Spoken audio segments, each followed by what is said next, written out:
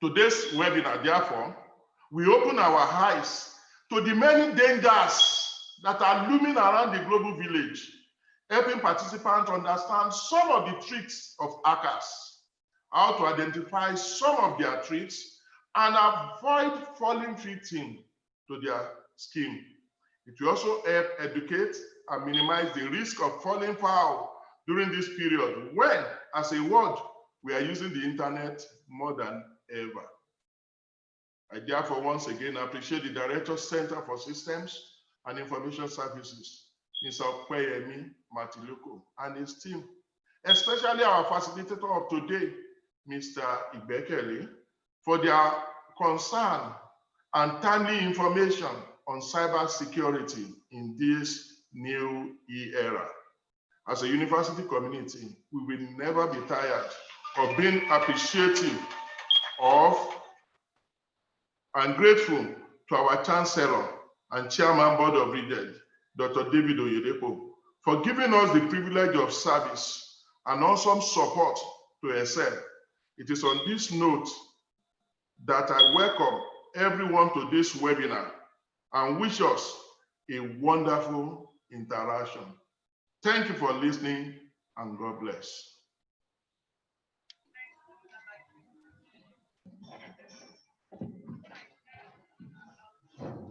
Thank you so much, sir.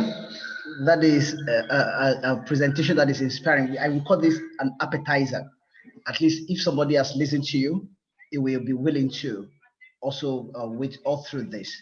It's a great privilege this morning to invite the first presenter for today, who is the Director of CSIS. We'll be talking on stay safe in the E-era. Please permit me this morning to introduce the Director Center for Learning Resources, Mr. Okweyemi Matiluko, for his presentation. You're welcome, sir. Thank you very much. Presenter for today. I would like to appreciate everyone. Firstly, starting with the Vice Chancellor, Landmark University, Professor Adeni Olayanju. I would also like to appreciate the registrar, all deans of colleges, all directors here present, all heads of departments, the professorate, faculty, and staff of Landmark University. It's a great pleasure that we'll welcome you again to today's presentation. And it has been captured, staying safe in the era, in the E-era. Let me start by sharing my presentation so we can all follow along as I present.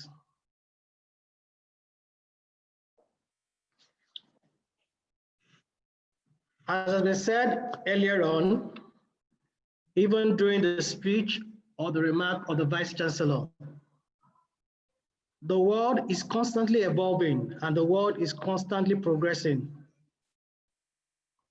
Before now, we've called the earth a global village in terms of ICT, in terms of using technology. But right now, with the advent of COVID-19, everything now is online. That is why it is necessary at this point in time to bring us this presentation on staying safe in the E-era. As we all know, during this time, which we have called the COVID period,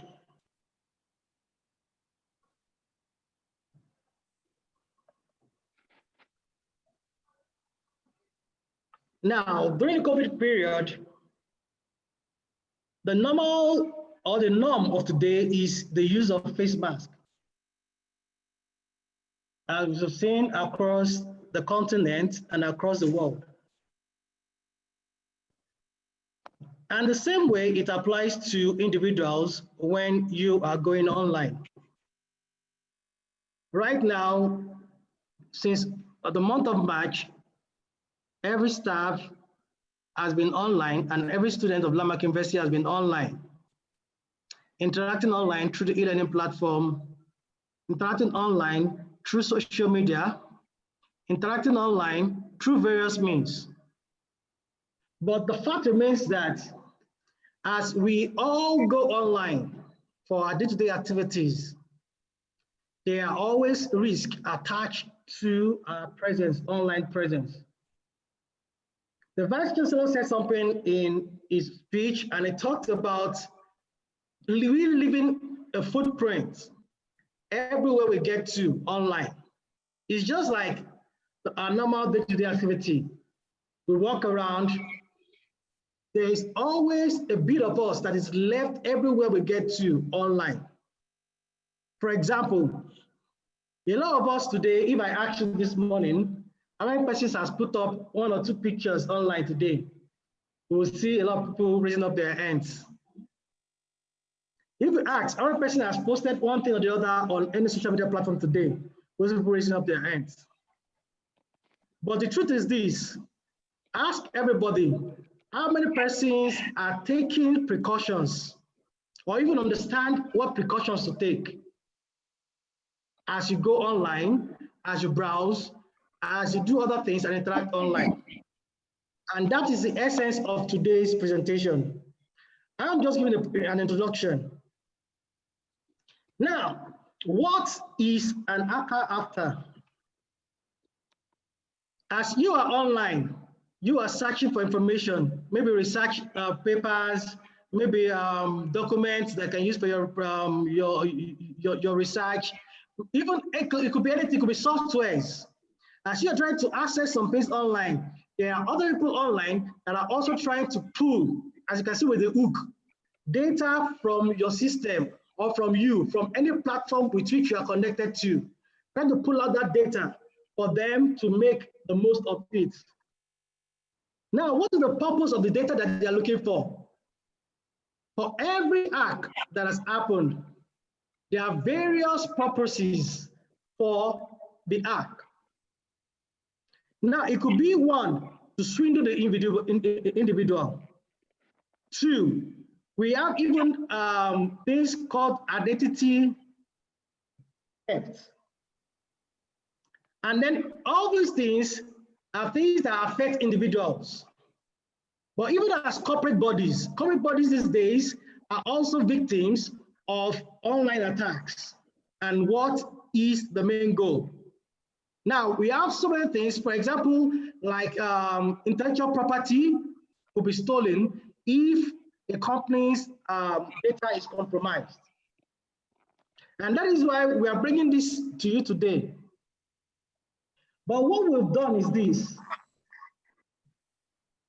We want you to understand that each time you're going online, you must be smart about whatever you're doing online. And 3 steps are involved. The first step is that you must always stop to think. And when you think about what you want to do online, then you can now stay safe online by doing the action after a thorough thought of the process. Now, the process of stopping helps you to be able to look and evaluate the circumstances, evaluate the platform, evaluate everything you are doing online, evaluate the information you are retrieving and the information you are uploading. And then you're able to look through it to ensure that you are not leaving extra details here and there that can be used against you. Now, one thing you must know is this. Every time you're going online and there is probably a planned attack, there are always red flags that would always show up. So what we've done is that I believe a lot of us here today, last night we received a mail. If I ask, I know everybody, almost everybody on the platform, is everybody has seen the mail. And we sent out the mail with the permission of the Vice Chancellor just to demonstrate something. And what are we demonstrating? We're going to demonstrate a sample phishing attack.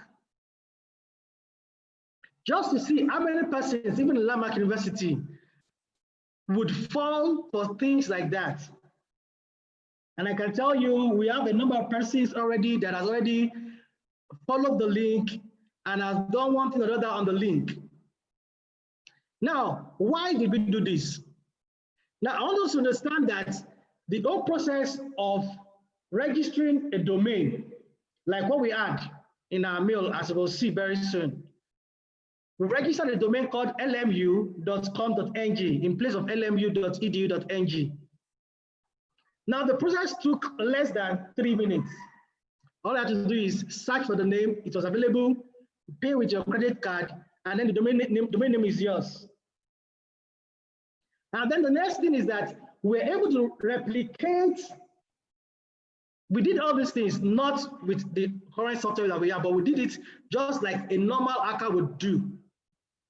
We're able to replicate the iPortal, that is the staff portal, in just less than 1 second, 1 minute rather. In less than 1 minute, we're able to replicate the staff portal. And we put the staff portal up on the new domain that was registered. Now, and this is what a lot of people experience in today's world. That is why your banks will always send you an email. Do not click any link. Always type the URL of the bank. Always watch while you're in the ATM. Always do this, always do that. Giving those instructions to guide you on what to do. So what I mean today is just to take us through the mail that was sent to everybody yesterday. I know those that fell victim to it, they know themselves. But then, what are the red flags that you need to look out for? For example, the mail that was sent yesterday.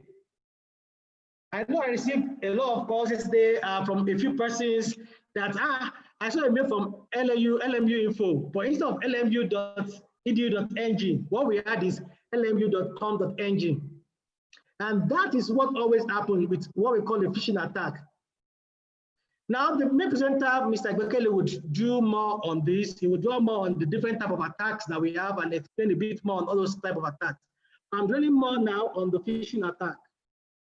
Now, for every mail that you receive, the first thing that you must always look out for is where is the mail coming from? Not just the name, but the email address that was actually used to send the mail. Now, in some mails, you might just see that LMU info, and a lot of people will not even look at what is the email. That email is .com.ng, not .edu.ng. And that is why a lot of companies like Amazon, big companies like eBay and the rest, they would always try to lock down every domain that looks like their domain. For example, they will lock down ebay.com.ng, they will lock down ebay.com.ze.any extension, just to prevent hackers or attackers from duplicating what looks like a domain. Now, this is just an example. In some instances, I've seen where the mails is still coming in as info@lmu.edu.ng. But right now, instead of info, you're now having INFOR. And a lot of people will not take cognizance of that. So for us, we must understand that the first red flag for every mail that we receive is to always check the email address. 2, most phishing attacks are always done en masse. That is, mails are sent to multiple users or multiple recipients per time. So most times, what the attacker would always do is to either send the mail to the mail that is used to send out the mail, and then blind copy everyone, which was what we did here right now. If you click on the drop-down menu, to check where the mail is going to, that is, who is it addressed to. Now, you'll notice that in your mail was never mentioned as part of the recipient. That's because the mail was sent as a blind copy, and this is one other red flag that we must always take note of when working with phishing mails. Number 3, there is always a bit of urgency in every or in most of the mails that are intended for phishing attack. They want you to do something urgently, want you to respond urgently, they want you to fill a form urgently, they want you to do some things urgently. There's this kind of urgency in every mail or in most mails that are actually phishing attack, just to spur you to take action without waiting to think. And that is why it's better to always stop and think before taking action. Now, the fourth red flag is you must always be careful with every mail that has a URL, that is, that has an address where you're supposed to click.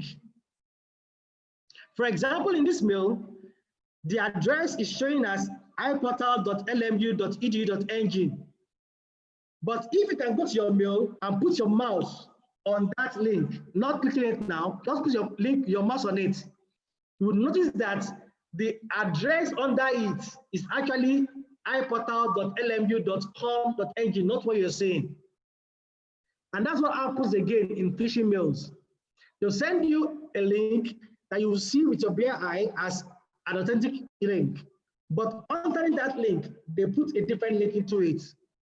Not just links, also attachments. A lot of times, even right now, it is possible to have an image sent as an attachment and then having another code embedded inside that image.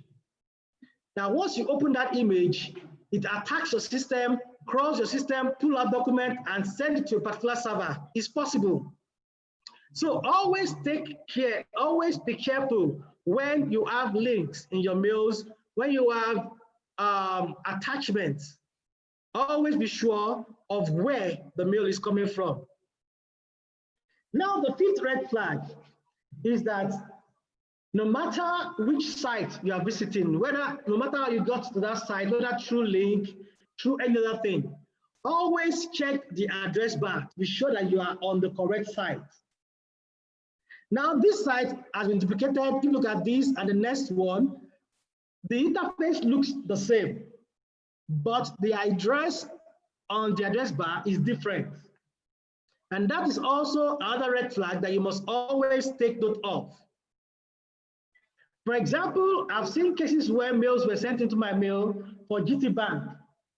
And then when you click the link, it takes you to a site that looks like GT Bank Internet Banking, but the URL is different.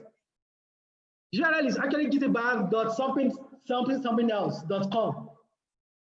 A lot of people would not look at all this information or look at all these details. We just click on the link and then keep entering username and passwords. And that is how attackers or hackers get passwords to mails, get password to internet banking accounts, get even information on credit cards and debit cards. So the fifth plan is that you must always check the URL of the site that you are visiting. Now, in conclusion, every time you are online, you must always ask yourself this question for every site, every page that you visit. The question is it safe? Now, if you're able to ask this question, it helps you rethink, it helps you relax and look through all these red flags to ensure that you do not become a victim of cyber attack. Now, I would like to hand over to the next presenter, the person of Mr. Igbekele. He will do more on the cyber security aspect, talking about the different types of attacks that we have and how you can keep safe from all other attacks. Thank you very much.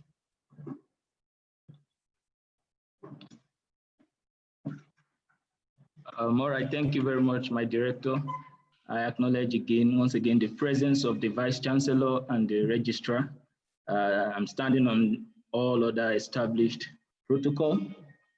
And I also stand on the wings of my director. He has actually done a lot of exposition on the subject matter, is it safe? And so I'll just brush through a couple of other things here. We are talking on staying safe in the E era. And E ended by asking, is it actually safe? And so we'll just start with rhetoric. We'll start with a rhetoric. Now let's assume Let's assume you get to the VC's office and you see this inscription, door is faulty, kindly knock the door. What will you do? Let's just pause for a moment and ask ourselves that question. It's a rhetoric, we're not supposed to answer, but then let's just ask ourselves silently. You get to the VC's office and on his door, you see the door is faulty, knock on the floor. Are you going to knock on the door in disobedience? Are you going to knock the floor? Are you going to leave and return later? Or are you going to yell the VC's name or turn the knob? Which of these would be your action? It's actually banking on what the director said. We stop, we think, and then we do what is actually necessary. He said, are we safe? And that's what I'm going to also start with. Are we actually safe in this age and in this era? The interconnection via the internet of computing, virtually all our devices are connected these days. All our devices are connected and they are sending and receiving data. And so the question becomes, are we safe or we are in trouble? Why do you think we are safe? And then if you are tilting towards the opinion that we are in trouble, why do you think we are in trouble? It's also a rhetoric that we are supposed to answer on our own. And if you're talking about staying safe in the E-era, nobody, if you see someone, just like the Chancellor will always say, if you see someone wearing the Roman war attire in a wedding environment, everybody will be scared of the person. That why is he preparing for war in a relatively ceremonious environment? And so if you are saying staying safe in an E-era or in the E-era, we are just trying to say there is a war coming that everybody needs to be prepared for. And this war, just like the scripture says, it's not carnal. The weapon of the warfare, it's not carnal. You won't see someone hitting you physically. However, you might be hit on the internet because virtually everybody goes on the internet today. And so there is a war coming, a war that all of us need to be prepared for. Either you like it or not, we are all participants in this war. The moment you are born into this world, you are already a participant in this war. And so it's essential, or it becomes necessary for us to know our role in this war that we are in. Every one of us, we are a participant in this war. The war is actually here already. Fine, I know I said the war is coming, but the truth is the war is already here. The moment you are born into the world, the moment you go online every day, the moment your phone, your laptop is connected, you are already in the war. And so the war actually is about life. What is your perception about life? Whichever way you look at it, whichever way we view it, life is all about warfare. If you look at it from the spiritual perspective, there's always a contention for your heart. The devil wants your heart, God wants your heart. Financially, there is always a contention for your money, your resources. Even before salary comes in, you already have expenses laid up for you, waiting for you. So there is a contention for your money. Academically also, there's a contention for your intellect. Some of us lecturers, we take 5 courses, we take 6 courses. Sometimes you have 3 of those courses in a day. And so when you wake up, you have to balance yourself and be prepared for the 3 courses that you have that day. So there's a contention for your intellect. In terms of career also, there's a contention for your time. Time waits for no man, they say. And so there's always a contention for your time. And even romantically, or even in our marriage, there's a contention for attention. There is always a contention for attention. So whatsoever way or whatsoever perception you have about life, it all boils down to one particular thing, and that is warfare. There is a war coming. The war is already here. How prepared are we? Now, we already said in this life, it's about warfare. The cyberspace is not left out in this war. Life, both on and off the internet, is warfare.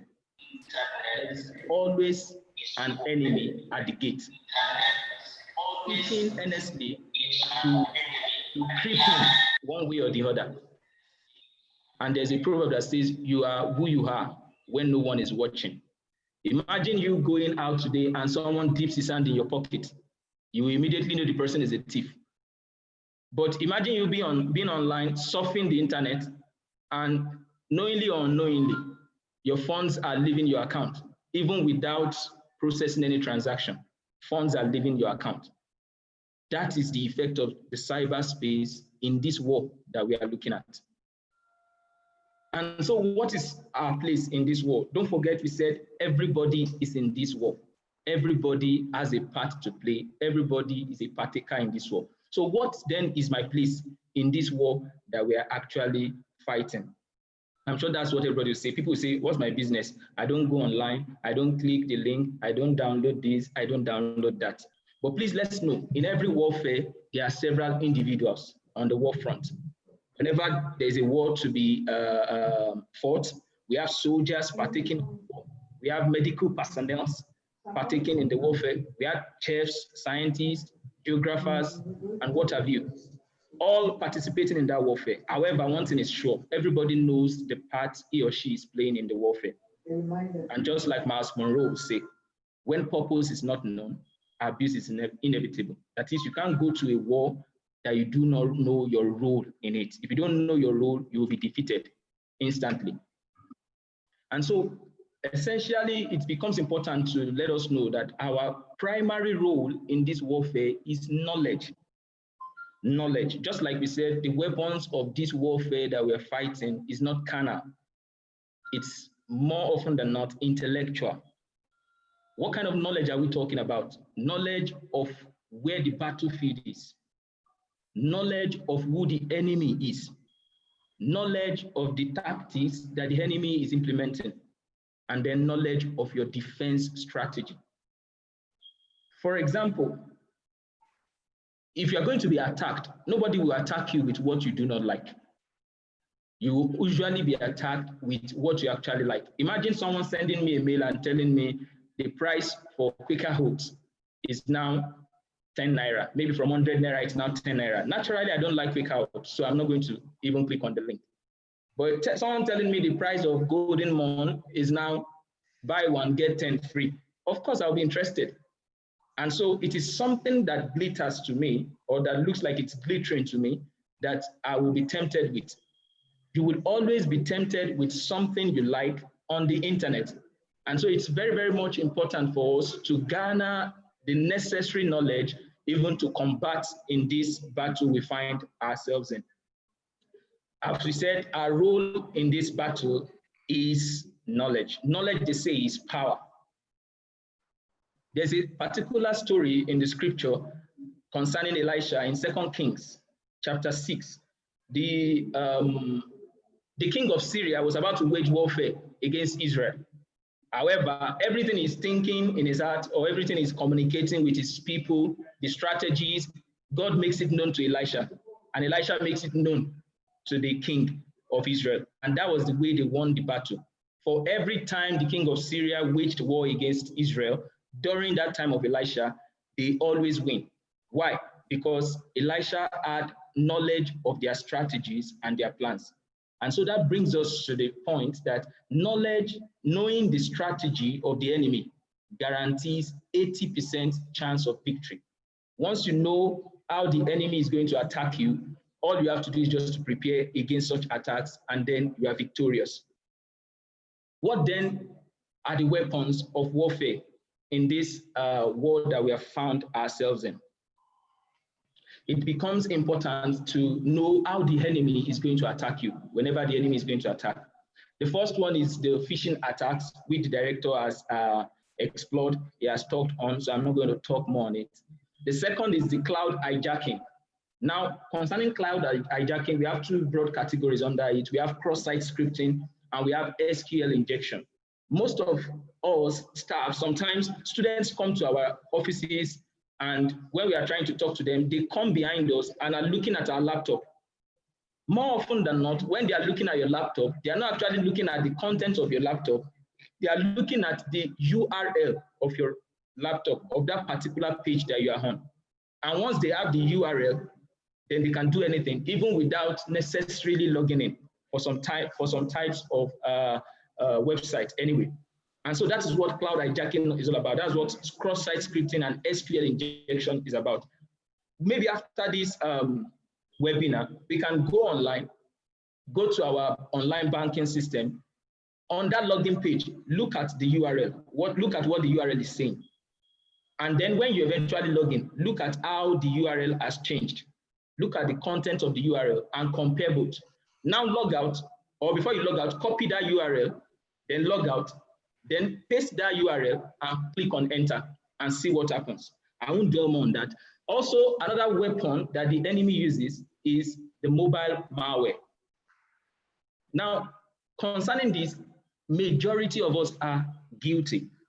Why? Because we have sensitive data on our mobile. Some of us access our mails using our mobile. Some of us access our online banking application using our mobile. However, some of us, when we get to our homes in the night, our children, they cry and they want to play games on the mobile, and we give it to them. Now, when you give your mobile to them, do you know what they press on that mobile? Most of these games have adverts. They have adwares that your children might erroneously or consciously click on. And then they make some of the applications on our mobile system susceptible to attack. So mobile malware is another weapon that the enemy uses. Another weapon they use is tailgating. Tailgating is essentially going in through a door under the pretext of another authorized person. Imagine you trying to enter, okay, for example, let's say in Landmark University now, everybody has a key card, and most of our doors, you can only gain access using key cards. Now, someone who is not a member of staff doesn't have a key card. And so the person will just wait until someone who has a key card tries to gain access through a door, and then the person will just follow the authorized person into the premises. And that's what tailgating is all about. Just that in this scenario now, the person is gaining access on the internet. And so tailgating is another example of the weapons of the enemy. Also, we have hotspot and Wi-Fi vulnerabilities. Some of us, when we go outside, we are looking for free internet. We are looking for free Wi-Fi. And someone can even put on their mobile hotspot and allow you to connect. Now, if I put on my mobile hotspot and I allow you to connect, what assurance do you have that every transaction you are making, I'm not listening to it? That is the vulnerability of hotspots and Wi-Fi that are not protected. Because whatsoever you are doing, so far you are connected to my hotspot, the way it routes to the internet is through my own network. And if something is going through my network, I can decide to eavesdrop, listen, and discover what is actually going on. And so Wi-Fi or hotspots can also be dangerous. Hotspots that are not tested and trusted, it's advisable not to connect to them. Also ransomware, and these, a lot of people fell victim in 2017 or 2016, where they send you a mail. Once you click on it, all data on your system is frozen. And then you'll have to make a payment before it is released. More often than not, when that payment is made, your assets are still not released. It's more often than not an irrevocable damage to your system. And so don't rely on the fact that I have money to pay. Sometimes your money may not bail you out. And these are some of the weapons the enemy uses. But what are malwares? Malwares essentially, they are used to steal data. They are used to bypass access control. They cause harm to individuals and also to systems. But what are the types of malware? Let's look at a few of them. The first one is the spyware. The spyware essentially allows you to track and spy on the user. For example, the email that was sent to all the staff yesterday, some of us clicked on the mail but did not enter our details. So you might think you are safe, but that's not essentially the case at all times. There are times that the moment you click on that link, someone is already spying on your system and just watching out for you to type in your details, your password, your internet PIN, and the likes. And that is what spyware is. The person is just silently there waiting for you or just eavesdropping on your activities on your system. Another type of malware is the hardware. This one delivers advertisements.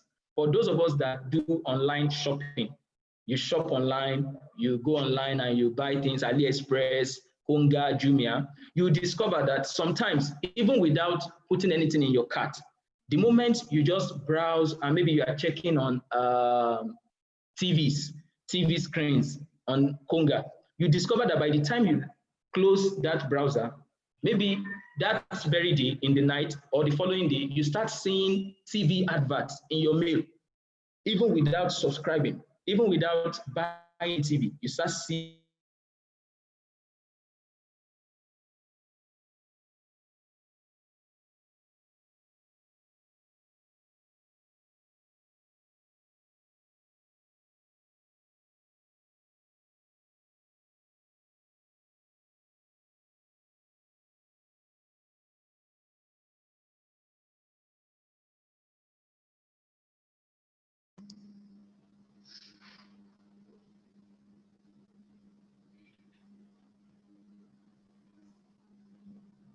All right, we have several other examples. We have the bot, we have the ransomware, we have the spyware, we have the rootkit, we have the virus, we have the Trojan horses, we have worms, we have man-in-the-middle attacks or man-in-the-mobile attacks. Essentially, these hardwares are just ways to get your data without actually giving your consent. And so let's move forward. What are the infiltration methods that these hackers use? Basically, they use social engineering. And under social engineering, we have three different major ways of getting your data. The first one is pretexting. And I'm sure a lot of us are familiar with this. This is when an attacker just calls you and starts saying, probably, I'm from your bank, and we discovered your date of birth has changed, or we discovered your address has changed. We'd like you to supply one data or the other, and then you give them, unknowingly, you give them that data. This is a form of pretexting. The attacker gains access to you by actually asking you questions, lying to you, and then you provide your data. The next one is tailgating. An attacker quickly follows you. I already talked about that. It follows an authorized person into a secure location. Then the third one is the quid pro quo, something for something. And I'd like to talk a bit on this. Most of us on our Facebook, on our Twitter, Instagram, and all these social media platforms, we play games on it.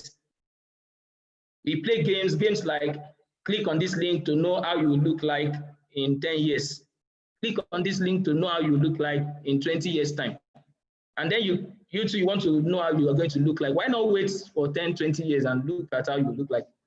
But most of us click on this link, we start playing those games, and those games, they ask you questions. They ask you what's your date of birth. They ask you what is your address. They ask you different kind of questions, and then you supply those answers just because you want to look at how you look like in 30 years, not knowing that you have given valuable information to an attacker.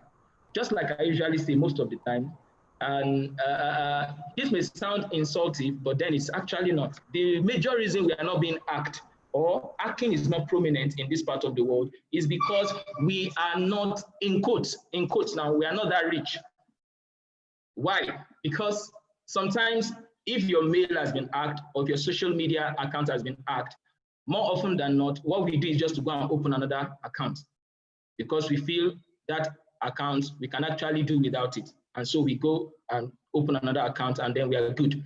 And so because they know it's actually not valuable to us, at hackers, they don't usually, more often than not, hack third world countries' accounts because they know they will actually get little.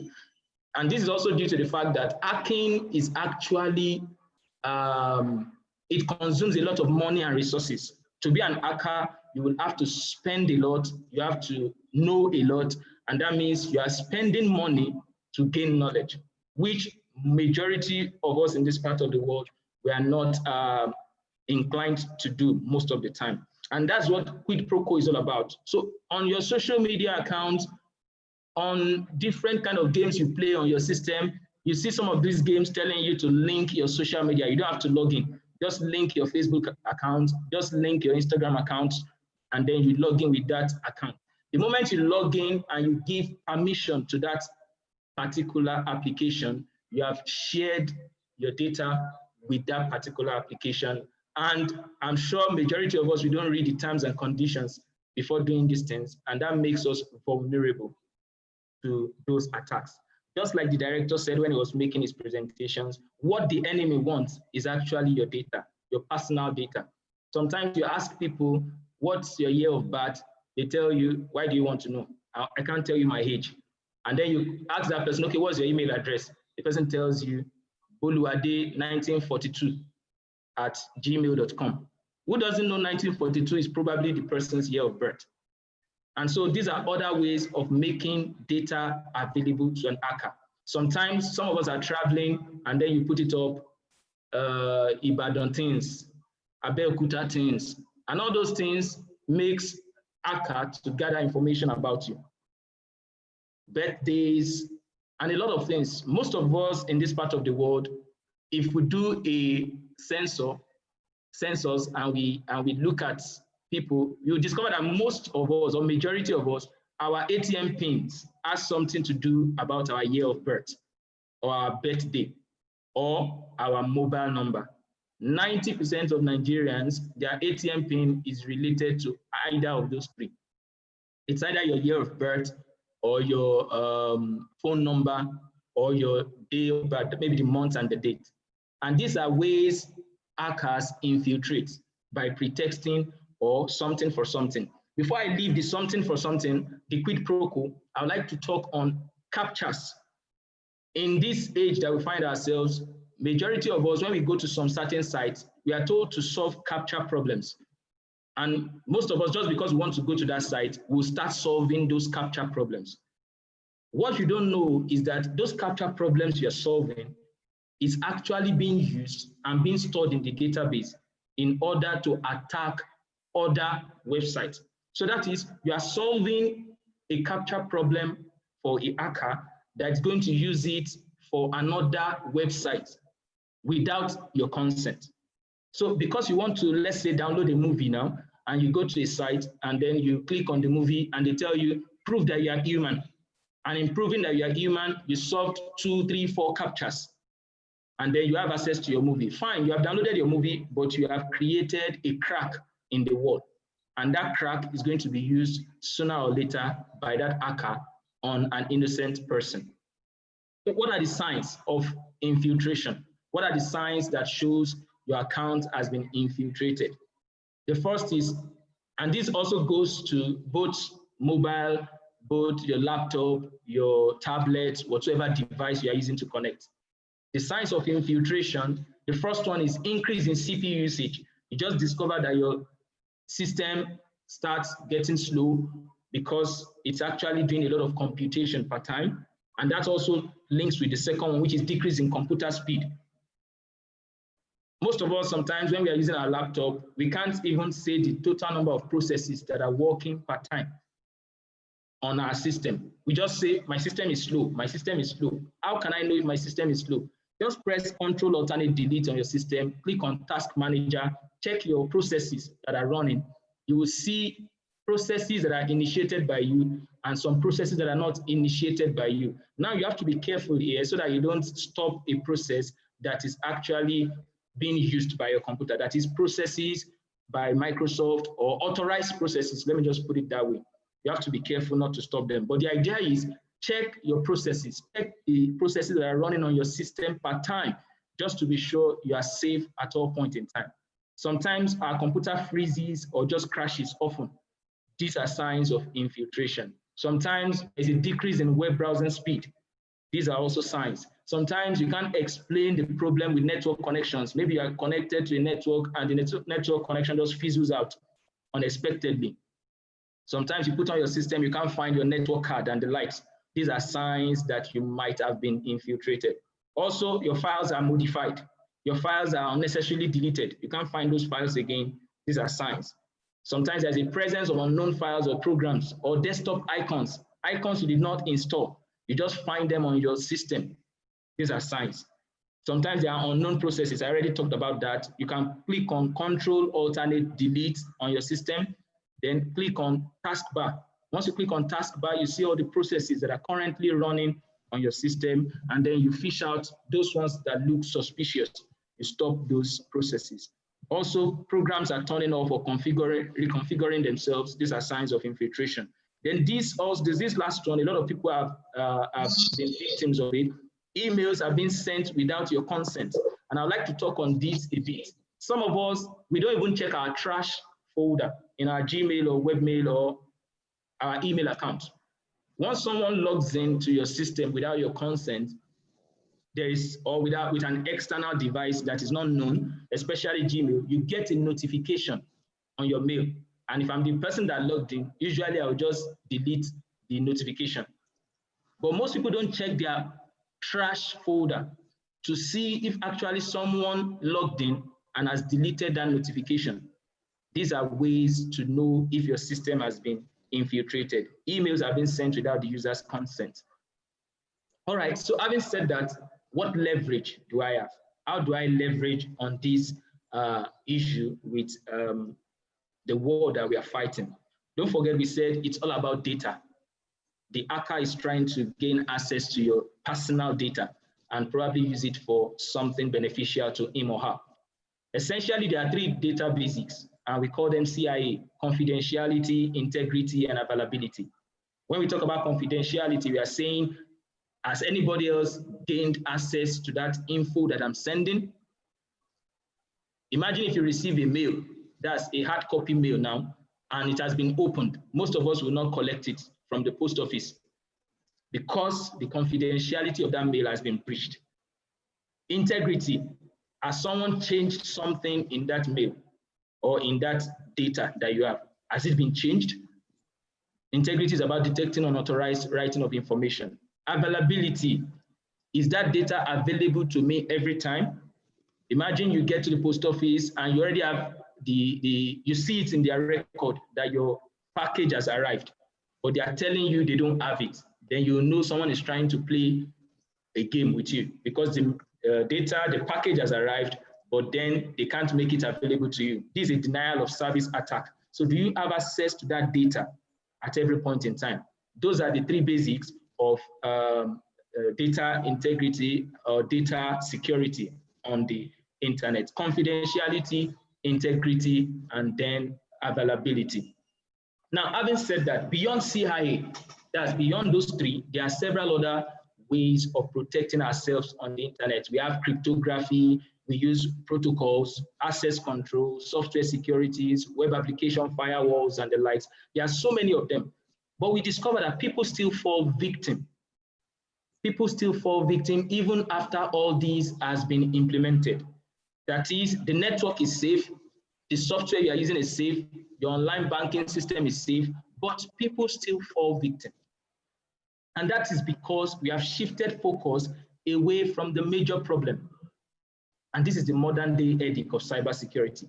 And if we can tackle this problem, then we can guarantee that we are very, very, very, very safe using the internet. So what is this problem that we're talking about? Essentially, the problem is the people problem. People, human are the problems when it comes to cybersecurity attacks.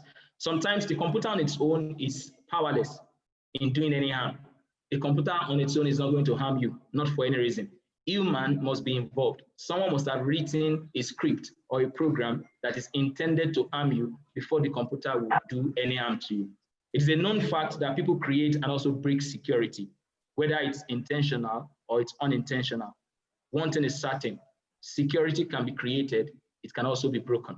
Now let's consider an unintentional case by someone. Suppose you want to buy something from an online store.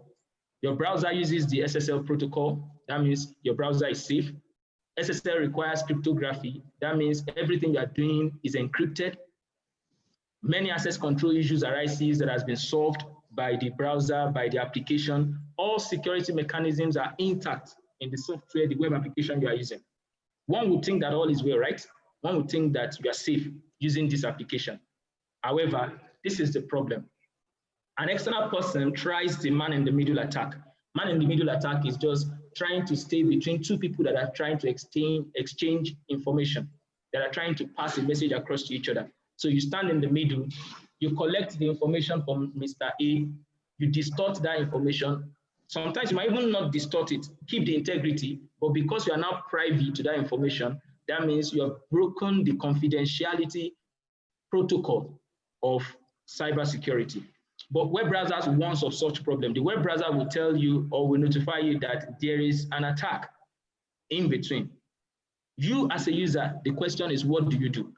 And this is where the people problem comes in. Sometimes you are browsing on the internet and you see a pop-up. A pop-up comes up asking you a question or asking you to do something. What do you do when such things come up? And as I said when I started, they won't come to you with something that you don't like. It is usually something that looks juicy. Imagine the mail that was sent yesterday. Imagine if it reads, click here to view your promotion status. I'm very, very confident more people would have fallen victim.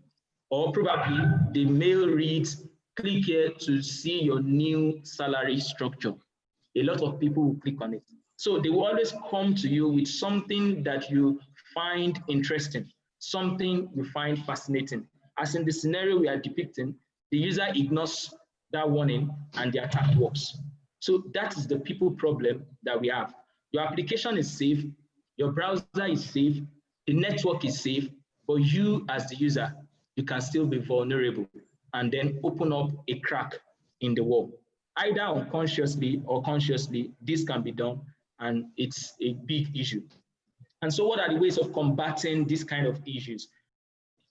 It actually works at the organizational level and at the individual level. So for the organizational level, we have something we call defense in depth strategy. And I'll just run through this very briefly. Physical security. It's a known fact on this campus that nobody can go into our server room to start fiddling with our servers. And so that's the physical security we are talking about. Make sure your data centers are not available to everybody. Also this, if you look at it on the individual level, your phones should not be given to anyone, not even your children, especially without supervision. Because once you give someone your phone, even if the person is a trusted ally or the person is a trusted individual, you can't guarantee the website the person is going to visit using your phone. I once bought a phone, I think in 2007. That phone cost me a lot. And under a week, just because I visited one site, one website, that phone crashed. It crashed irredeemably. That means I took it to the place where I bought it. I took it to the factory. They told me this phone is gone. Why? Because I visited just one website, one insecure website. And so your phone security should be paramount to you. Your data center security should be paramount to you. Another defense in depth strategy is what we call multi-factor authentication, MFAs. Majority of us, we have our WhatsApp hacked, our WhatsApp number hacked. Why? Because you don't use multi-factor authentication. What is multi-factor authentication? It's just using more than one authentication method to log in into any application. And what does this MFA, what do? They essentially prove who you are, what you have, and what you know. Who you are, what is unique to you, that is what the question, that's the question that who you are is actually answering. What is unique to you? And if you look at your body, the unique things are your fingerprints, your eye scan, when the system scans your retina. All those things are unique to you. And so you can use that as a method of authentication. Most of us use phones these days that we lock it with our prints, our fingerprint. And to unlock it, it's also with our fingerprint. That is a multi-factor authentication method that answers the question, who you are. What you have, majority of us that use our bank online applications, we have what we call that hardware token. And in order to perform any online transaction, you will have to authorize it using that token. So that's an example of what you have. What you know, essentially, this one talks about probably your password, your date of birth, the name of your best friend, the name of your mother, the name of the locality where you grew up, and the likes. So that's what MFA is all about. If you have not done your MFA on your WhatsApp number, it is advisable you do it today. Tomorrow might be too late. Also, IAM, which we call Identity and Access Management, which allows you to get access to solutions and assets that are needed for you to run your task. That is, it's only you that have access to that particular platform, and the access you even have is limited. You can only do the things that are tied to your job description. We also have networking, and this essentially is about our network operating center ensuring the safety of every data that passes through our network, making sure it is encrypted and people cannot eavesdrop on it. Also, we have policies, awareness, and procedures. These are organizational strategies that are put in place to ensure that the staff, members of staff, or students are actually safe using their platform. Also, data. Whether data is in transit or at rest, measures must be put in place to safeguard these data. And as we said, some of these measures, they include encryption. Now, there is need for leverage. The question that always arises is this: are we not going to be exposing too much? When we talk about some of these things, are we not exposing too much, even to someone to develop interest in hacking? Is it a good idea to discuss security problems and attacks? Someone once said, it's about time somebody wrote a book to teach the good guys what the bad guys already know. Sometimes we shy away from telling people what they need to know because we feel when we tell them, that is when they want to actually try it. But the truth of the matter is we can't continue to hide these things from people. We have to make it known to them so that they can know how to protect themselves. Once you know the strategy the enemy is using, you are able to defend yourself and you are able to leverage on that knowledge that you have. So the question now is, what do the good guys know? If you are claiming that we are the good guys, what do we know? The bad guys, the so-called bad guys, what do they know? The hackers, the whitelist hackers, the blacklist hackers, whatsoever we call them, the attackers, what do they know? We should also know most of the things they know so that we can defend ourselves. Don't forget, the title is Staying Safe in the E-Era. So having made us to understand that we are actually in a warfare which we cannot run away from, it's important to let us know what the safety measures are. And the very first safety measure is to use complex passwords. Majority of us, since the day we came to register with CSIS, we are yet to change our password. We are still using passwords that revolve around Galatians 5:22, love, joy, peace, grace, glory, mercy. These are passwords that can just be easily guessed. And once they guess it and get access to it, you lose your access to your data. So it's about time we start using difficult or complex passwords, and ensure you don't disclose your password. Do not disclose your password, not to anybody, because the person you are disclosing it to, under the context of trust, you never can tell. The person might use that password, he might not even give it to someone, might use that password on another person's laptop or another person's mobile device, and that password will be saved on that person's device. It's important at every point in time to be the only custodian of our password and then make it complex. An example is given in the slide that is as displayed. Also, another safety measure is to protect our usernames. Now, a lot of people don't know about this, but it's very, very important. Your username is as important to protect as your password. Now, let's give an example. Suppose you by chance have access to the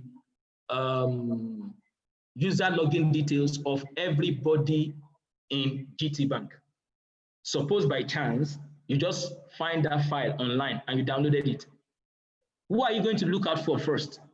I'm sure it's going to be the name of the general manager, the CEO, because you believe he's the richest in the bank. Essentially, it's important to protect your username, because without your username, people cannot actually track you. Fine, in this our environment here, our username is known to virtually everybody. Everybody knows it follows a protocol. It follows a mechanism. It's always surname.firstname@lmu.edu.ng. So For this, our context, everybody knows your username, and that's for the ease of referencing each other when the time comes. But then, aside this, when it comes to our banking applications, when it comes to different other applications that we use, it is important we protect our usernames.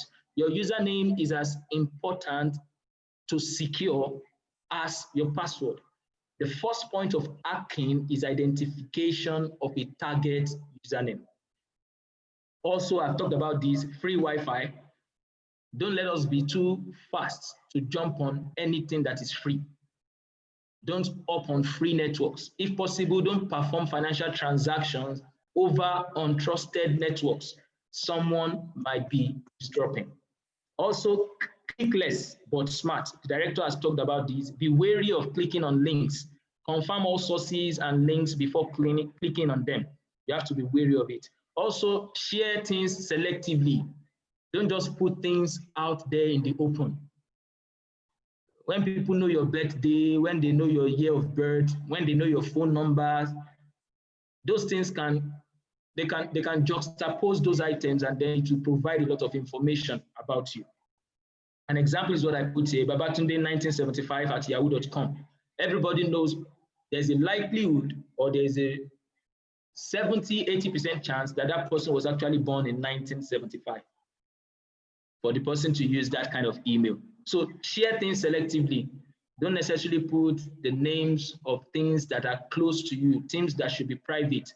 Don't put them in public. And as I said earlier, the social media is not doing a lot of security measures on this. We have applications, we have games on our social media that ask you to connect or to link, just because they want to show you how you look like in 30 years, or they want to show you the name that your firstborn would most likely bear. I mean, they just come up with different things and tell you to start using them just for the fun of it. And you ignorantly allow such things, thereby making yourself vulnerable. So please be selective on the things you share online. Also, I've talked about this, protect your mobile. Even amongst your trusted people, be protective. They may ignorantly open a crack in your data through your mobile. Don't give people your mobile all in the name of trust. They may not be the one that will attack you. It may actually be someone else by probably going to a site, either consciously or unconsciously. Other safety measures, safe shopping. Most of us do a lot of online shopping, especially because we don't have a major mall here in Omu-Aran. So most of us do a lot of online shopping, but make sure you are shopping safe. Make sure the site you are going to is secured. A very good way of knowing this is to be sure the site is actually on HTTPS and not HTTP. And also make sure there's a padlock sign on the URL feed. If there's no padlock sign, that means the site is not secure, and everything you are doing might be vulnerable to attack. Also, I've talked about this movie downloading. A lot of us download files, download movies online, and most of these sites where you download these things, you can't just go there and download. They will ask you to confirm something, solve a captcha, do one thing or the other, and then by doing so, you're either opening a crack on your own system or encouraging them to have access to other people's systems. So it's very important. Also, you have to use firewalls, use antivirus, anti-malware on your system, on your mobile phone. And I have to sound this note of warning here. A lot of us deal with things that are free. You use free antivirus, you use free malware systems, and majority of things that are free, they are not totally secure. The free things may not protect you. You might need to spend just to ensure your safety online. Also, you have to stay updated. Most of us are still using Windows 7. Most of us are still using Windows 8. There are so many security breaches on those Windows. That's the reason why more Windows keep improving, and they keep releasing newer versions where the security is actually tighter than the previous ones. So for those that are still using Windows 98, Windows XP, Windows 2000, Windows 2007, Windows 7, and the likes, please stay updated. Keep all your softwares updated so you have the latest security patches. It helps you to stay secure.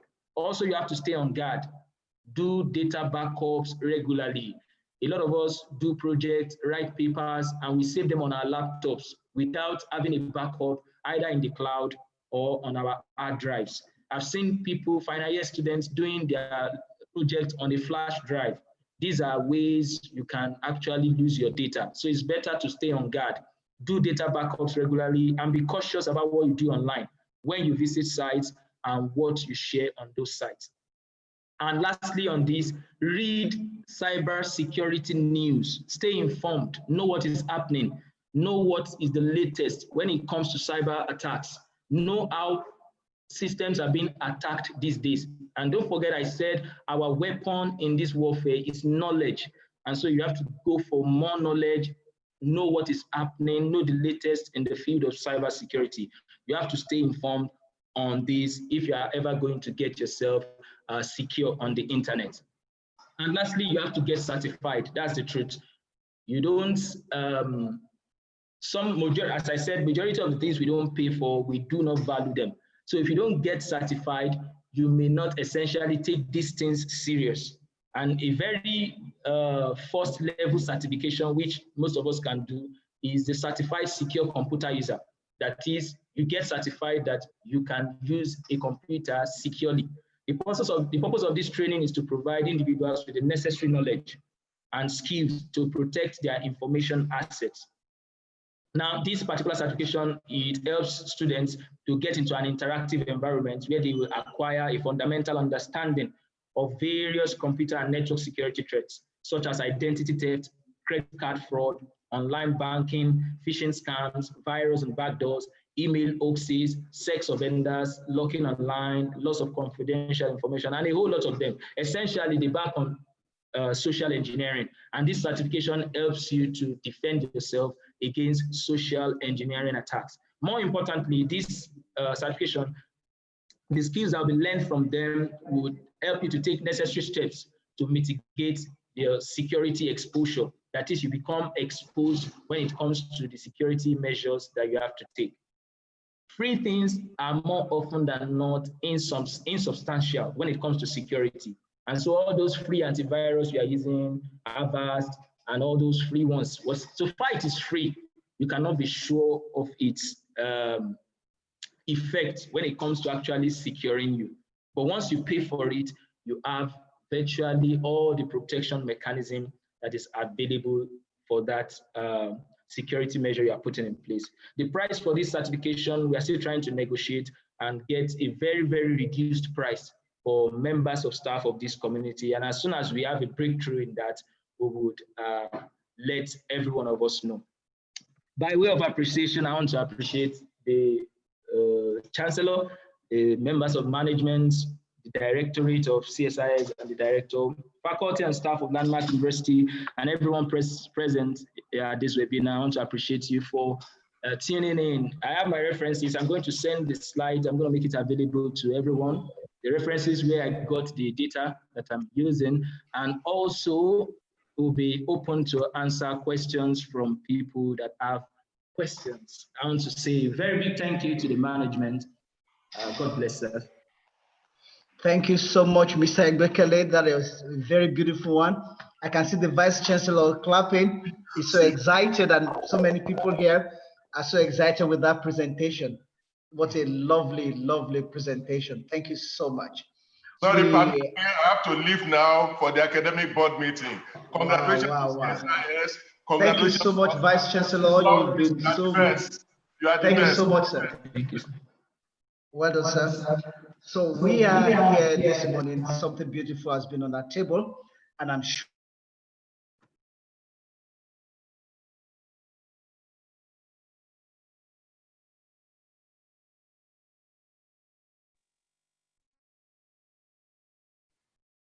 hello, can you hear me now? Okay, thank you. I said that we've had something beautiful on our table this morning, and the Director of CSIS, we want to really appreciate him for giving this platform. Mr. Egbekele, we must say that your presentation has raised so many questions in our heart this morning, and I'm sure persons have questions to ask. And we must say that you guys should be arrested, because it was scam that you did. He's sending mail to everybody. Somebody told me that, you see, there's something we have to do urgently now. I said, okay, I'll come to see it, but thank God I did not fall to your trap. but some people are falling to your trap. So you are hackers now. So EFCC, all other people. Okay. So now we have questions to ask this morning. If you have a question, you can raise your hand or type on the chat so that we can really put them on this hot seat today. Please, we want to welcome questions.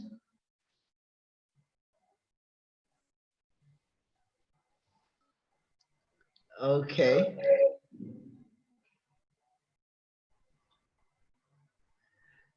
Somebody is lifting up physical ends. We've seen that physical ends, but before then, let me just read this to us. Somebody said, thank you so much for the wonderful presentation. My question is this: is Landmark University internet service secure? That question will be answered by Mr. Ibekele, but internet security and service security. All right, thank you, sir. Our internet security in Landmark here is very secured, and we are still working on modalities to ensure further security mechanisms are implemented. But as it is now, any transaction you perform on our network is secured. Thank you, sir. Thank you so much, sir. Before I call on, is it Dr. or Professor Ajishegiri Emmanuel? I will quickly want to read this question to us. But after then, Professor Ajishegiri should get set. How can a system of phone be cloned? Please, and how can we detect if a system of phone has been cloned by hackers? All right, thank you. Thank you very much. Systems can be cloned. Yes, phones can be cloned. Very much true. However, as I said, when it comes to cybersecurity, it takes a lot. You will have to spend, even to be a hacker, you have to spend a lot. To secure yourself also, you have to spend a lot. I'll try to share my screen. I have several softwares here that people can use to hack. I'll see if I can share it so that some of us will see it. All right. I hope you're not training us to be hackers. Of course, I won't make these softwares available to everybody. So I'm sure you can see your screen now. You will see several tools that can be used to hack people's system. Okay. Some can be used to clone, some can be used to detect cloning. These softwares are actually very, very expensive, and you can't just find them just anywhere. And so the answer to that question is this: it is true you can be hacked. However, someone that wants to hack you, especially in this part of this world, will definitely spend a lot to get your system hacked. But the truth is you can be hacked, and there are softwares that you can install on your system that you can use to track if you have been hacked. However, the free ones is to check your, as I said, the processes that are running on your system per time. Make sure there is no strange application that is running on your system. If you are using your system now, you can do a demo. Click on Control, Alternate, Delete. Click on it together. A pop-up comes up. Click on Taskbar. Once your Task Manager comes up, you'll see all the processes that are running on your system per time. If there's any strange process that you don't know where it came from, then there's a possibility that there's probably a virus or someone is listening on the activities on your system. Thank you so much. Your question. Thank you so much. So over to you, Professor Ajishegiri Emmanuel. Your question, please. You can unmute yourself and speak.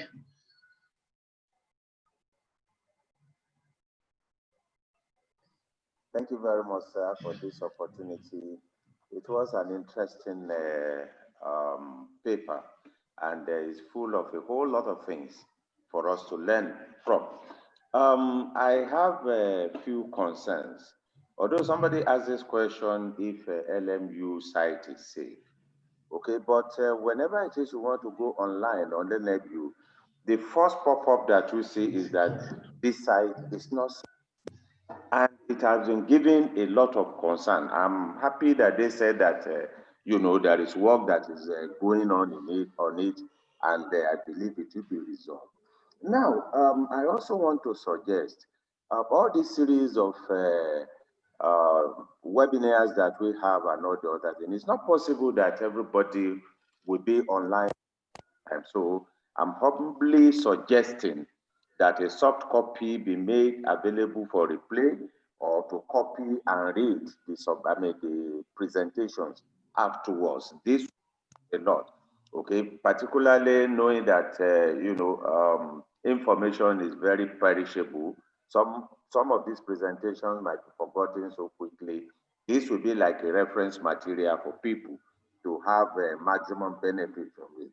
So the other one is, you made a submission that we should have more authentication. Yes, I agree with you absolutely. But it's like in statistics, it's a trade-off. The more procedures you have, the more things you need to remember. And then it becomes more cumbersome for you now to use this other thing. And then it brings up a whole lot of things, because for the procedures for you to follow, you have to document. Do you now do the documentation on software? And if it is software, is it on your system, which can also be gotten into? If you write them, you can get lost in one way or the other. So I don't know lost as to what is, to be done properly and the way to do it properly. And lastly, when we're talking about the good guys, bad guys, okay, anytime I see this, it's like it's bringing to me, to catch a thief, you have to be a thief. Okay, so when you learn the ways of the bad guys for you to be able to protect yourself, there is always a temptation, and because of the mind that is only, okay, let me try this and all the other things. So these are the issues that I think are in this. I'm sure there will be ways by which one can create a balance. Thank you very much. You're welcome, sir. Over to you, Mr. Igbekele. All right, thank you, sir. Let me start from your site is not secured. Usually sometimes when you try to access our site, essentially, as I said, patches are being created. The concept of security cannot be overemphasized. You can't tell us now that you are secure today is the same thing as being secure tomorrow. You might be secure today and tomorrow your security has been breached. And so security is a day-to-day thing. And so the concept of you are not secure that you see most of the time is because we keep trying to update our security patches to ensure that people are not vulnerable. I don't know if you can still hear me. All right. So we try as much as possible to ensure our security is being updated. So it's the concept of getting updated that you see some of those security, your connection is not secure that we see online. Most of the time we are trying to ensure certificates are patched, are updated, and like that's what causes it. The concept of making good guys and bad guys to see the same thing or know the same thing, we cannot shy away from it. As I said, if you don't know how you are going to be attacked, you may not know how to defend yourself. And so it's important for us to know what the bad guys know so that we can protect ourselves. Only at this point can we use our church mind or the concept of integrity, spirituality. Spirituality also, yeah. As I showed you, I have several tools that we can use to hack, but I've never used any of them to cause havoc on any system or anybody. And so it's always the church mind. Anyway, that's our security layer. I hope that answers the question.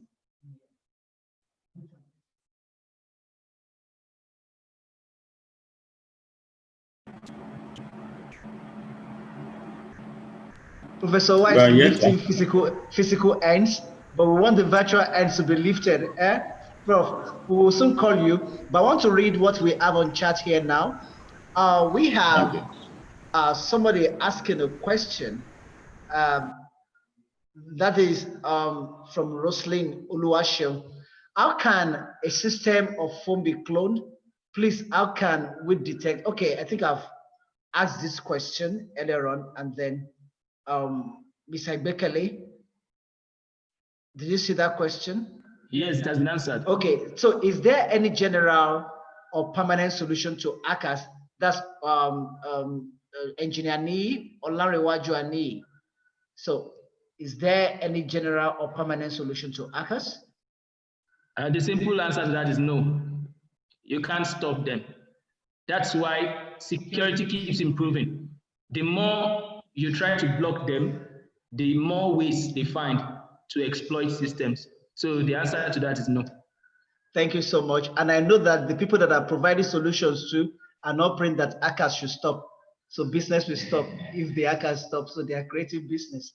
Also, I will call Professor after this question. Thank you, sir, for presentation. How useful is VPN in securing system? That is from Okoro Joshua. All right, VPNs are ways to go through a backdoor in doing what you have to do online, protecting yourself, protecting your system from being available online. However, that security layer can also be breached. Your VPNs, they form, it's just like multi-factor authentication. It just makes it difficult for you to be hacked. It doesn't actually eliminate security problems. Thank you so much, sir. Professor Owa, over to you, sir. Unmute and then speak. Sorry, Okay. I've had my question. Please include the webinar of yesterday in what to send to all of us so that we can revise it again. I support Professor. I disagree in full concerning the content that he said what was on my mind. Thank you more than necessary. Thank you so much, sir. Okay. It's all right, sir. So on the question we have Pastor Dr. Abimbola Oluyori saying, okay, it's just appreciating. He said, Mr. Bekele, thank you for this bright presentation. So we have Dr. Blessing Orogbade. He says, please, why is it that something when you are logging into school site or when you are connecting through the school, it says login? Okay, this has been answered. The login is not secure. Then another question, what is the advantage spam gives email users? The CSIS email intended for survey yesterday went to my spam. That is why I didn't see it until it was mentioned here this morning. What is the purpose of the spam on email? Over to you. All right. Once you create, your spam folder is essentially meant to receive suspicious emails, emails that look suspicious. That's what it's there for. However, some of us receive those mail in our inbox because we have not actually performed some security measures on our account. For the person that received it in the spam mail, that means the person has a particular security setting on his system or on his account, on his Gmail account, that made the mail to go to the spam directly. Most times, it's if you have some security measures already in your system, it doesn't go to your inbox, it goes to your spam. But spam mails, essentially, they just check for suspicious mails that look suspicious, mails that look like if someone sends you a mail now from Outlook or from whatever site at unitedstates.com, because it's not part of the LMU community, it's going to fish it out as spam and put it in your spam folder. But then for mails coming from Gmail, from Yahoo Mail, those are recognized to a level, to an extent, and so you might find all those in your inbox. But the spam folder is essentially to store suspicious mails. And you know, when I was doing the presentation, I said sometimes whatever the application you're using is safe, whatever you are using is safe. Imagine for any mail you see in your spam now, any mail you see in your spam, any mail you see in your spam is telling you, be cautious of clicking on it. And so the people problem comes into play when someone goes to that spam folder, clicks on that mail, and still clicks on the link. The web mail is safe and secure. The network you are using is safe and secure. the webmail account is safe and secure, but the user himself or herself deliberately clicked on the link, thereby making himself or herself vulnerable to attacks. So that's what spam folder is all about. Thank you so much. Receive out mails. Thank you. Another question from the HOP Industrial Chemistry.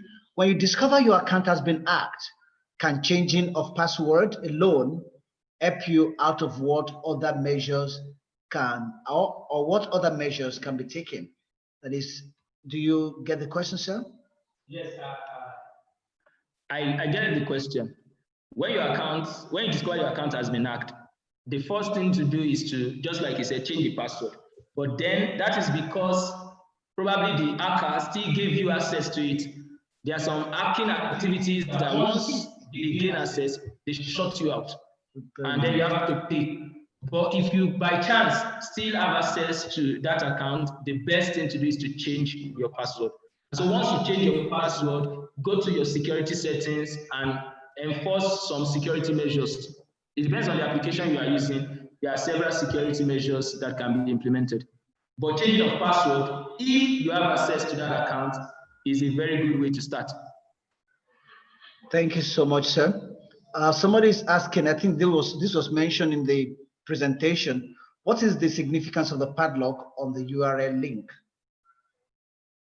Okay, the padlock just says the site is secure. That is, no external context is listening or can listen to any transaction you perform on that site. Thank you so much. So what is the security put in place by CSIS in order to guide against students hacking into staff emails? That's from Mr. Oladipo Olufemi. All right, thank you very much, sir. That should be a topic for another webinar on its own. But then I'll just answer this way. Once a user, an external context, has access to your account, we may not be able to know. Why? Because we never can tell. Maybe you have a new phone, a new laptop, or you misplace your device and you are the one logging in on another person's device. We never can tell. So it's going to be an issue for us to track. Just like I said, the best way to secure yourself, even from students' attack, is to be conscious of your webmail. Check your deleted folder, check your spam folder, check your sent folder, check your inbox, scrutinize all messages. You will discover, if we do a census now, you will discover that 80% of staff, if they log into their webmail in your presence, you would likely see nothing less than 100 unread mails. Majority of us don't check our emails regularly. And so if someone sends a mail using your account, there's no way you can even know. And so it becomes important to be very, very sensitive to our account, check regularly, just do a regular check. That's the only way to stay safe. But as for us knowing, the only thing we can do is to track the IP address. The IP address that actually was used to log into that account. And it might actually be you using that IP address to log in. And so we may not be able to just take precautionary steps from our own end. The user needs to show up and tell us, this is what he has discovered, or this is what he is sensing that is happening to his account. Then with that, we'll be able to address the issue. Thank you. Thank you so much, sir. Somebody is asking, how can we protect our mobile banking app from hackers? Don't I'm tempted to say don't send money using your mobile account, but that's not possible. But the best thing you can do for securing your mobile assets or mobile banking details is not to give your phone to anybody, nobody whatsoever. And make sure you are not going to sites that are suspicious sites. A very good example of that is pornographic sites. Once you go to pornographic sites, I can guarantee you never leave the same. Your phone or your laptop will never leave the same. Something has dropped. Something has dropped on your device. It never leaves you the same. And so the best way to carry out mobile transactions on your devices is to ensure you are connected to a Wi-Fi that is safe, or your mobile data is safe, and then you are not giving your password to someone. When you see free Wi-Fi, I don't mean in Landmark University anyway, when you go out and you see someone who is willing to share their hotspot with you, you never can tell. They might actually be listening. They may have a software listener installed on their device that is listening on every transaction you are making. And so desist from using free Wi-Fi, and then ensure you don't give your phone or your device or your laptop to anybody that you don't trust. Even if you trust the person, exercise a little bit of caution, a little bit of security. Thank you. Thank you so much, sir. This may be the last question we'll ask from Ayodele Onowumi.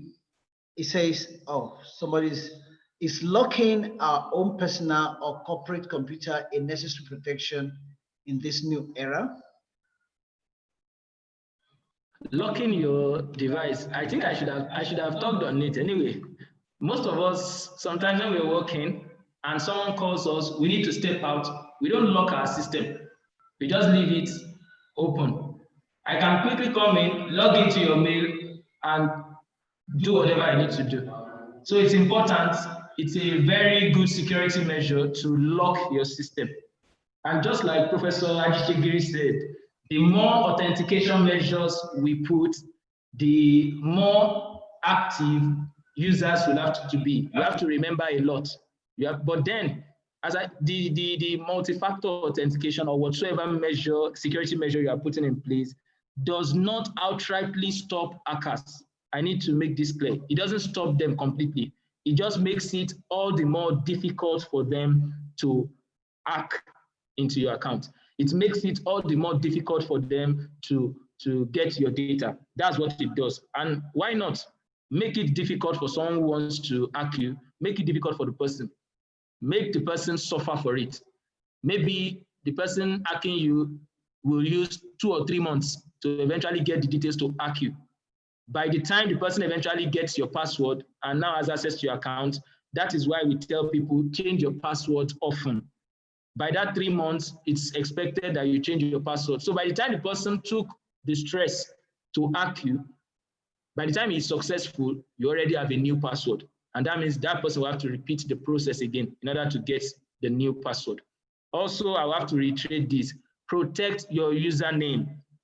Your username is as much important as your password also. As I said, in this community, everybody knows your username for your webmail or your account, but that might not be a necessary prerequisite here. But then for other things, your mobile application, your mobile banking system, your online banking system, protect your username. It is very, very important. If you are using your email address as a login or username for your mobile application, try as much as possible to change it. Once your username is not known, it's going to be a very difficult task, much more difficult anyway, for anybody trying to hack you to get access. Thank you. Thank you so much, Mr. Ibekele. The last but not the least question, we are going to charge money for that because the person is requiring the service of CSIS. He says, I quite appreciate the director of CSIS and his co-presenter for a job well done. My question is, I'm beginning to have this feeling that my mobile phone had probably been attacked or infiltrated due to the recent misnomer I have been experiencing, such as low performance of the processing unit. The device is new, but I have compromised some things while trying to activate the phone for optimal functionality. What do I need to do to remedy the situation? Thank you. You pay money for that. Over to you, sir. Well, all right. The very best thing to do is to format the phone, is to flash the phone. If I tell you to back up your data before flashing, I can't guarantee that the data you are trying to back up doesn't contain the virus. So usually what I would say is flash the phone. However, depending on what you did to compromise the phone, even flashing the phone or formatting the phone doesn't solve some panel issues, some OS issues. It will not solve it. So depending on how deep the compromise is, that's what determines if a simple formatting will solve the problem. But that is a very good place to start. Format the phone and restore the phone back to default settings. If you are still having the same issue, the problem might be, and it might have eaten deep into the OS of the phone. And so you might need to take it to the manufacturer, and hopefully they will have to reinstall the operating system on that phone. That might actually solve the problem. Thank you so much, sir. Then I will advise the person to first give it to experts, because my phone had a challenge and I gave it to somebody. He said we had to flash the phone, only to discover that it is do not disturb that I pressed on the phone unknowingly. And then if you call me once, it will not ring at my end, but when you call the second time, it will ring. So if I'd given it to them, they would have flashed the phone for me, but maybe it was the spirituality that helped me now not to. Thank you so much. We've had a beautiful time together here today, and I'm sure that we are looking forward to another one soon. And also I learned that the university-wide courses also will have another webinar soon. When it is time, we implore everyone to be a part of it.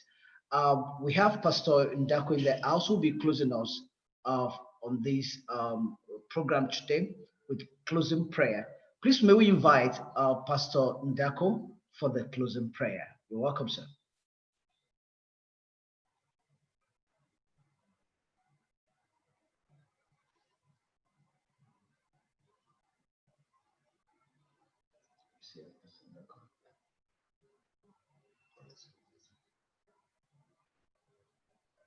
Pastor Ndako? Since Pastor Ndako is not online.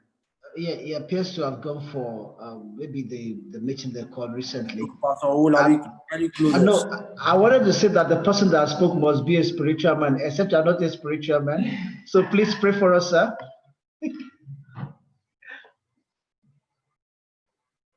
Over to you, sir.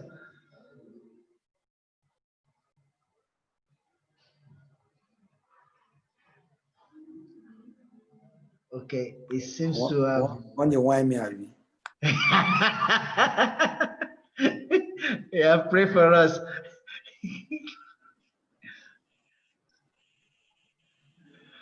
Okay, we have Professor Akogbe in the house. Professor Akogbe, please pray for us. This man has chosen to be too spiritual for now. Professor Akogbe, please. Okay. Father, we thank you for give you glory. Thank you for teaching that was very educative. Glorify your holy name. Be glorified. Help us, O Lord, not to bootstrap, but God Almighty continue to direct us with your spirit in the name of Jesus. Amen. Thank you for all you have done for us today. May your name continue to be praised. May your name continue to be honored. Thank you, Jesus. In Jesus' mighty name we pray. Amen. Thank you so much, sir. Do have a wonderful day. Bye-bye, everybody. Thank you so much. Have a nice day. Thank you for coming. Thank you for thanking us. Thank you for thanking us.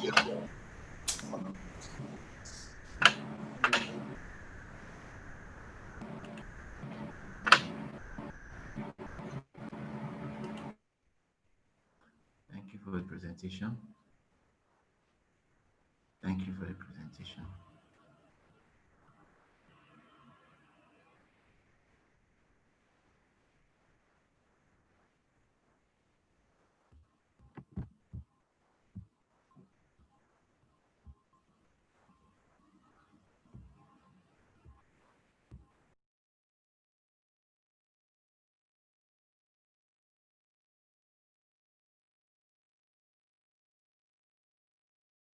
Hallelujah. Lift your hands.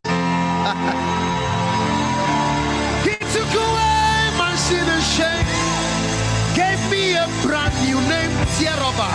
He's beloved until redeemed. Hey, look how he told my life around. Hey, make me. Oh, his glory. Hey, I will worship forever.